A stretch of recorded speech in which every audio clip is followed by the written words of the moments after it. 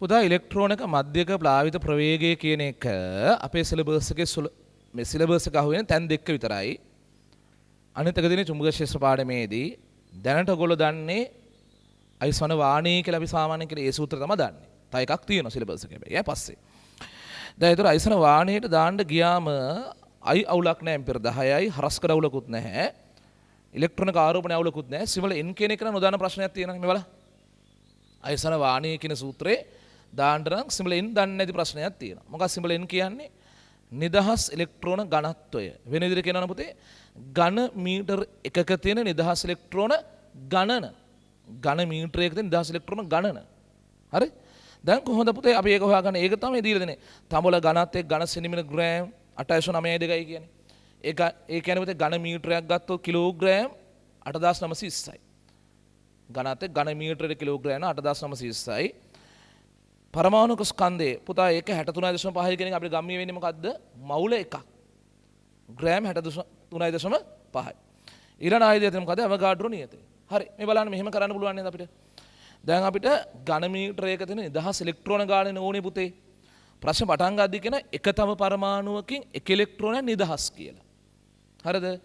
ඒතර ඝන මීටර එක තියෙන තම පරමාණු ගාණය හෙව්වත් හරි නේන. ඒක තමයි ඝන මීටරයක තියෙන නිදහස් ඉලෙක්ට්‍රෝන ගණන. ඉතින් මෙහෙම කරන්න පුළුවන්. මෙයාගේ ඝනත්වය ඝන මීටර කිලෝග්‍රෑම් 8920 නේ. හරි. ඝන මීටරයක් කිලෝග්‍රෑම් 8920යි.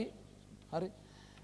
ඒ ඝන මීටරයක මෙච්චර ස්කන්ධ ප්‍රමාණයක් තියෙනවා නම් ඒකේ මවුල කීයක් තියෙනවද කියලා හොයාගන්න පුතේ මෙයාගේ මෞලික ස්කන්ධයෙන් බෙදනවා. 63.5යි ග්‍රෑම්නේ 10 3 ගුණ කරාම කිලෝග්‍රෑම් වෙනවා. හරි. මෞලික ස්කන්ධ කියන්නේ මවුලයට කිලෝග්‍රෑම් ගානනේ නේද? දැන් හොඳට බලන්න මේක සුළු වුණාම ඇතර ඉතුරු වෙන්නේ මොකද්ද කියන එක? කිලෝග්‍රෑම් සුළු වුණාම මවුල ඍණයක උඩට ගියාම මවුල ගාන. ඕක බෙදුවම පුතේ අපිට එන්නේ ඝන මීටරයක තියෙන මවුල ගාන. හරිනේ? ඒකක වලින් ඉන්නත් ඒක පේනවනේ. ඊට පස්සේ ඒක ගුණ කරගම අවගාඩ්‍රෝ සංඛ්‍යාවෙන්. අවගාඩ්‍රෝ නියතයෙන්. අවගාඩ්‍රෝ නියතය කියන එක 6.02යි 1023යි. ඇයි ඒ ගුණ කරන්නේ? 6.02යි 1023යි මවුලයට. හරි? ඇයි ගුණ කරන්නේ? එතකොට මට එනවා ඝන මීටර එකක තියෙන පරමාණු ගණන. මේක බෙදුවම එන්නේ ඝන මීටර එකක තියෙන මවුල ගාන. ඒ ගුණ කරනවා මවුලයක තියෙන පරමාණු ගානෙන්. දැන් මට එන්නේ පුතේ ඝන මීටර එකක තියෙන පරමාණු ගාන. මේ මවුල ඍණයකට මවුල ඍණයක සුළු වෙනවනේ. හරි. ඕක තමයි සිවලෙන් වෙන්නේ. ඝන මීටර එකක තියෙන තම පරමාණු ගාන හෙව්වේ. නමුත් ඒක සමානයි ඝන මීටර එකක තියෙන නිදහස් ඉලෙක්ට්‍රෝන ගානට. දැන් ඒක හෙව්වට පස්සේ අයිසමන වාණය කියන ජනප්‍රිය සූත්‍රය දාමු. වාණය. හරි. වාණය ලියද්දි සාමාන්‍ය මේ D1 ප්ලාවිත ප්‍රවේගයේ ඩ්‍රිෆ්ට් කියන අර්ථයෙන් D එකක් දානවා නේ.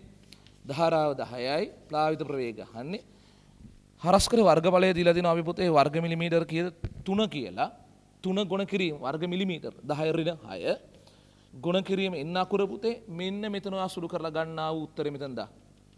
මේක සුළු කරලා ගන්න උත්තරේ. නැත්නම් ඒක සුළු කරේ නැත්නම් ඒක ගෙලියෙම ගෙතන ගෙලන තියා. ගුණ කිරීම ඉලෙක්ට්‍රෝනික ආරෝපණය පුතේ 1.6යි 10 ඍණ 19. පුතා මේ ගන්න ඉදිරිය හරියට තේරුම් ගන්න නම් මේක ඇත්තට අපි සුළු කරලා ගන්න ඕනේ. කරමුනේ. පටන් ගන්නකො. සිම්බල් n හොයලා පටන් ගමු.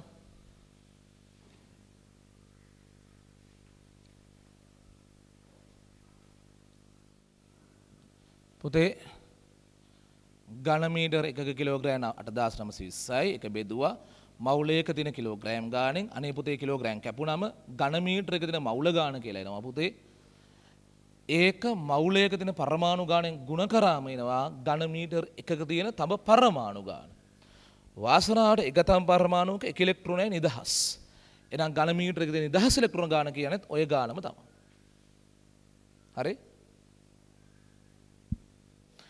තමාට උත්තරය අපේක දාගන්න පුතේ අපේ අරතුව කියනවා රයිට් අපි කියන 2.4යි 5යි නැත්නම් 4යි 6යි 10 ඍණ 4යි ms ඍණ 1 කියලා. ඔන්න ඉලෙක්ට්‍රෝනයක මධ්‍යක ප්‍රායෝගික ප්‍රවේගය. ඊටාම කුඩා ප්‍රවේගයක් නේද? ඊටාම කුඩායි.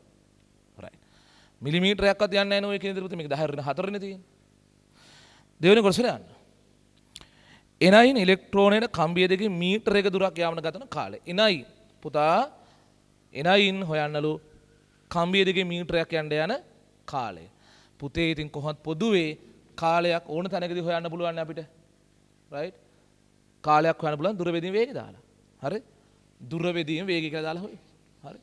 දුරට මේ කියන මීටරේ දාන්න. මේ ගාන කියන මීටරයක යන්න කියලානේ නේද? ඒ මීටරේ කියන එක මෙන්න මේ කියන කාල වේගයෙන් බෙදලා දාන්න. කරගන්න. ඒක ලේසියිනේ ඉතින්. දෙවෙනි කොටසට යන්න පුතේ. මේ වේගෙන්ම යනවා නම් ඉලෙක්ට්‍රෝනයට මීටරයක දුරක් යන්න යන වෙලාව කීයද? හරිද?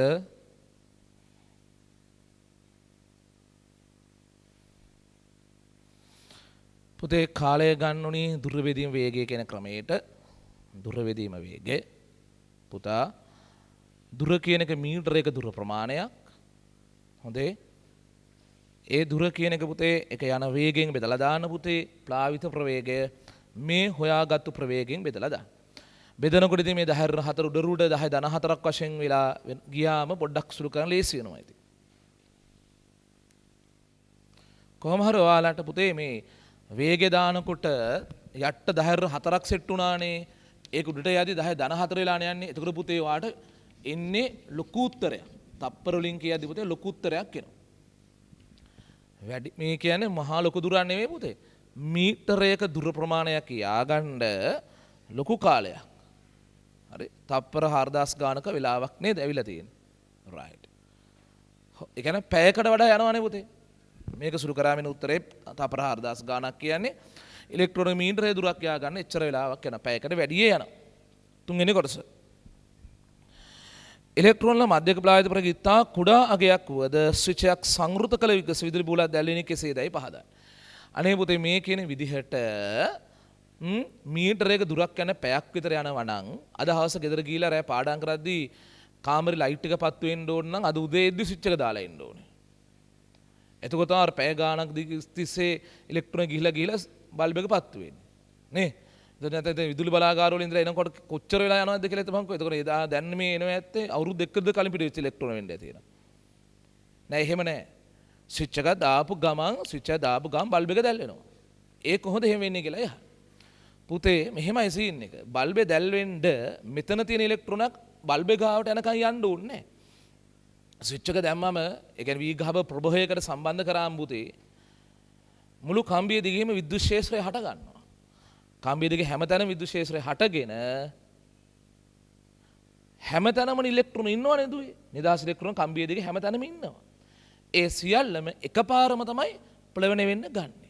බල්බෙට අල්ලපු ඉලෙක්ට්‍රෝන ඉන්නවා කියන්නේ ඒකත් අර ස්විච් එක දාපු විගසින්ම ප්ලවනය වෙන්න ගන්නවා. අර කොනේ තියෙන ඉලෙක්ට්‍රෝනක් මෙතනට එනකන් ඉන්න අවශ්‍ය නැහැ. ලියා ගන්න පුතේ මෙහෙම.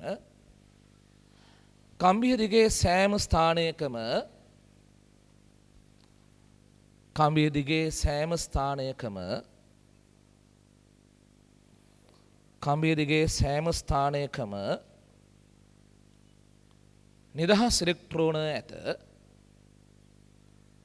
නිදහස් ඉලෙක්ට්‍රෝන ඇත. හරිනේ? ස්විචය දැමූ විගස කම්බිය දිගේ විද්‍යුත් ක්ෂේත්‍රය ඇති වී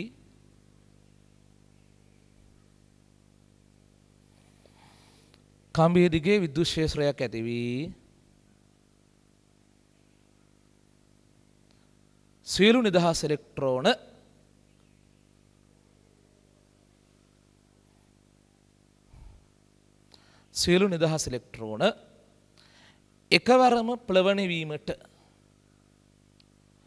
එකවරම ප්ලවනය වීමට පටන් ගනී. එම නිසා ස්විචය දැමූ විගස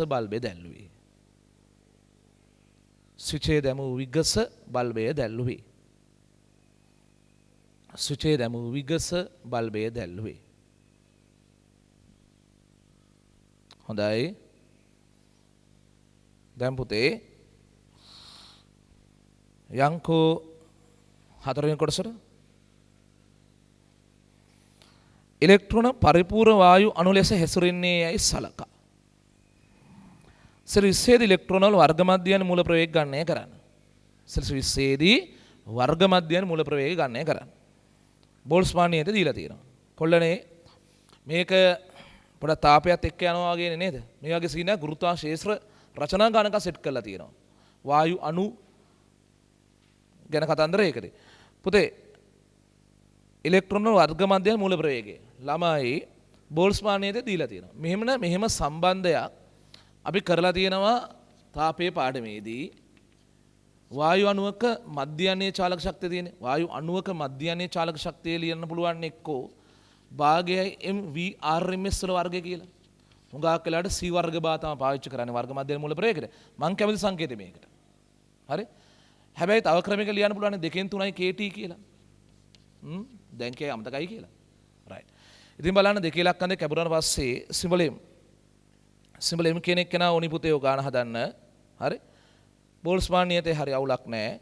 උෂ්ණත්වය පුතේ උෂ්ණත්වය සෙල්සියස් 20යි කෙල්වින් කරලා දාන්න ඕනි 293යි කියලා. හරි? ඉලෙක්ට්‍රෝන ස්කන්ධය කියලා මම කියන්නම් ඉතින්. ආදේශ කරන වෙලාවට. පටන් ගමු පුතේ. E බා සමානයි චාලක ශක්තිය ලියන සූත්‍ර දෙකක් තියෙනවනේ පුතේ. භාගයයි සිම්බල් M VRMS ගේ වර්ගය. භාගයයි සිම්බල් M VRMS වල වර්ගය. සමානයි මොකටද පුතේ 2න් 3යි KT. භාගයයි සිම්බල් M VRMS ගේ වර්ගය සමානයි 2න් 3යි KT. පුතා ඊළඟ රුලේදී දෙකේ ඉලක්කම අයින් කරාට පස්සේ පුතාලට ඉතුරු වෙන්නේ මොකද්ද? VRMS ගේ වර්ගය සමානයි 3ක් KT බෙදීම සිම්පල් M. හරි? 3යි KT වෙන සිම්බල් M. VRMS ගන්න නම් පුතේ කෙලිම ඕකේ මූලයම ගන්න ඕනේ. හරි. නේද? දැන් ආදේශ කරන් යන්කෝ අපි නේ බෝල්ස්මාන් නේද දීලා තියෙනවනේ පුතේ.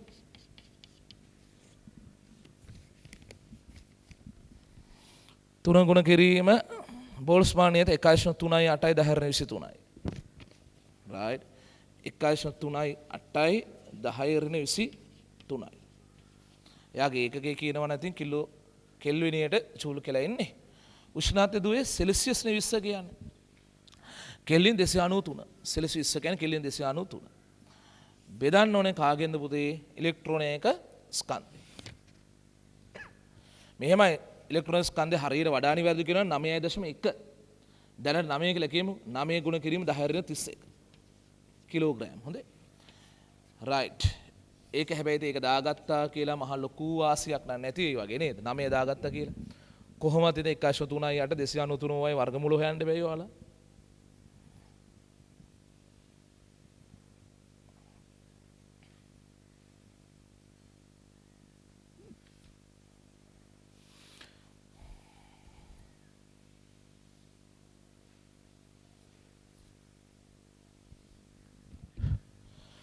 මොනවා වුණත් මේක සුළු කරද්දී පුතේ 10 30 උඩට ආවම 10 ධන 31ක් එනවා. ඒ ධන 31යි ඍණ 23යි සුළු කරාම ධන 31යි ඍණ 23යි සුළු කරාම 10 ධන 8කට එන්නේ. හරි? ධන 8කට ආවම මූලයේ ගාදී 10 ධන 4කට එනවා ඒක. කොහොමද ධන බලයක් ලොකු බලයක් එන්න වගේ යන්නේ. මං කීවේ ඍණ 31 උඩට ගියාම ධන 31 වෙනවා. 31යි ඍණ 23යි ගත්තා 10 ධන 8 එන්නේ. මූලයේ ගත්තා 10 4ක් එතනින් එනවා. ඊතුරු සංඛ්‍යා ටිකේ කොහොමද මූලයේ ගන්න ඕන ඔයගොල්ලෝ? ඒකත් ඉතින් අර 293 තියෙන හින්දා ටිකක් ලොකු වගේක් එයිනේ. දශම නොවන උත්තරය.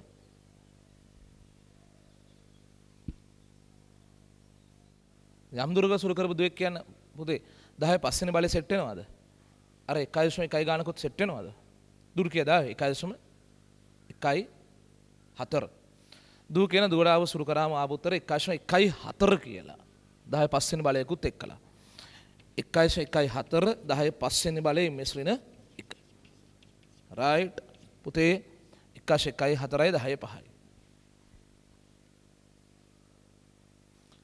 කොල්ලනේ ඇති. මේ පුතේ අලුස්ස ගන්නකො. බලන්න ඊළඟ අහන්නේ ඒක තමයි. මධ්‍යක ප්ලාවිත ප්‍රවේගයට ආවේ 10 ඍණ 4ක ඉතාම කුඩාගය. මධ්‍යක ප්ලාවිත ප්‍රවේගය. වර්ග මධ්‍යන මූල ප්‍රවේගයට ආවේ 10 5ක උත්තරයක්. පරිපූර්ණ වායුවක් ලෙස හැසිරුණා කියලා ගත්තාම 10 5ක උත්තරයක් එනවා. අවසාන ප්‍රශ්න මම අහන්නේ මොකද්ද මේ දෙක මෙච්චර මෙහෙම ලොකු වෙනස්කම් වෙන්නේ ඇයි? මධ්‍යක ප්ලාවිත ප්‍රවේගය කියන එක ඉතාම කුඩා උත්තරයකුත් වර්ග මධ්‍ය මූල ප්‍රවේගය කියන එක විශාල උත්තරයකුත් එන්නේ ඇයි? ඔය එක සරයක් කෙලිම තාපේ වායු ප්‍රශ්නයකට අහලා තියෙනවා. සිද්ධිය මේකයි පුතේ. දැන් ඉලෙක්ට්‍රෝනයක් ප්ලවණය වෙනකොට මුලින් ඉඳලා කෙලවර වෙනකම ඒකාකාර ප්‍රවේගයෙන් එකට ප්ලවණය වෙන්න හම්බෙන්නේ නැහනේ. ඒ නිසානේ මධ්‍යක ප්ලාවිත ප්‍රවේගයක් අර්ධ දක්වන්නේ. පුතා ඉලෙක්ට්‍රෝනයක් යන්න ගියාම හැප්පිනේ යන්න වෙන්නේ පරමාණු මදවලේම හැප්පි තමයි යන්න වෙන්නේ දිශාව වෙනස් කරගනිමින්. හරිද? දිශාව වෙනස් කරගනිමින් එහෙම යනකොට පුතේ ඔව් ඉස්සරහට යනවා තම සමස්තයක් ලෙස. නමුත් අර දිශාව වෙනස් කර යන්න වෙන හින්දා ඉස්සරහට යවෙන්නේ අඩු වේගයකින්.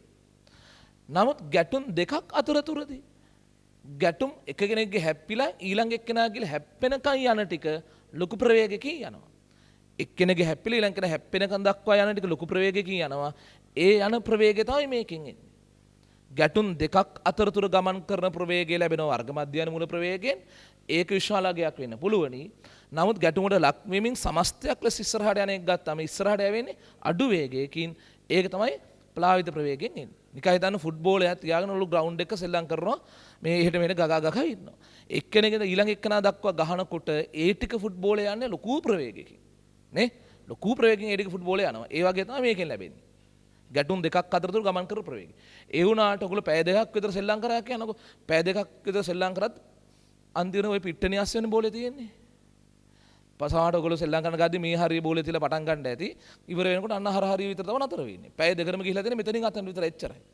අයියානේ ගියාට එහෙට මෙහෙට දිශාව මාරු කර යන්නේ ඕක පුතේ. නේ? සමස්තයක් ලෙස ඉස්සරහට ඇවිල්ලා තියෙන ටිකයි.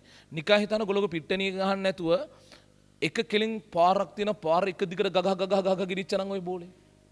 එක කෙලින්ම ගිනිච්චනම් ඒ නහින කිලෝමීටර් ගණනක විතර යන්න පැය දෙකයි තුත. එහෙම නෙවෙයි අර එක තැන මෙහෙට හරව ගහද්දි පුතේ වැඩි දුරක් ඉස්සරහට යවෙන්නේ නැහැ. ඉස්සරහට යන වේගය තමයි ප්ලාවිත ප්‍රවේගයෙන් එන්නේ. ලියා ගන්න පුතේ.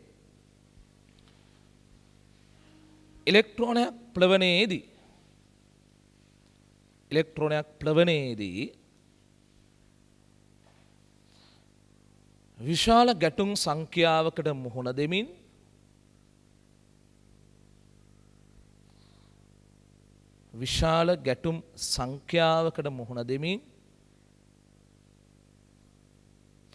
විශාල ගැටුම් සංඛ්‍යාවකට මුහුණ දෙමින් දිශාව වෙනස් කර ගනිමින් ගමන් කරන නිසා ඉදිරියට යවෙන්නේ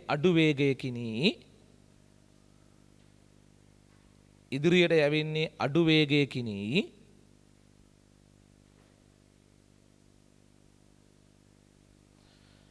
මධ්‍යක ප්ලාවිත ප්‍රවේගයෙන් ලැබෙන්නේ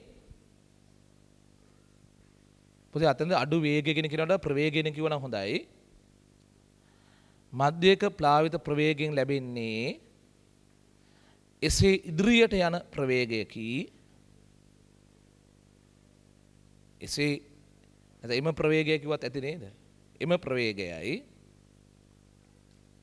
ඊළඟ රුල යන පුතේ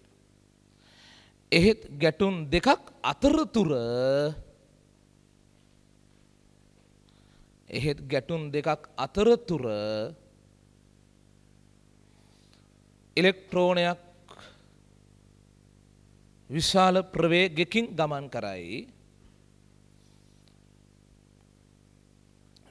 ප්‍රවේගයකින් ගමන් කරයි. වාමාමූ ප්‍රවේගයෙන් ලැබෙන්නේ එයයි. වර්ග මධ්‍යයන මූල ප්‍රවේගයෙන් ලැබෙන්නේ එයයි. එක්කෙනෙක් ගැටිලා අනෙකාගේ ගැටෙනකන් ඒ චූටි දුර ප්‍රමාණය වේගෙන් යනවා. අන්න ඒක. right.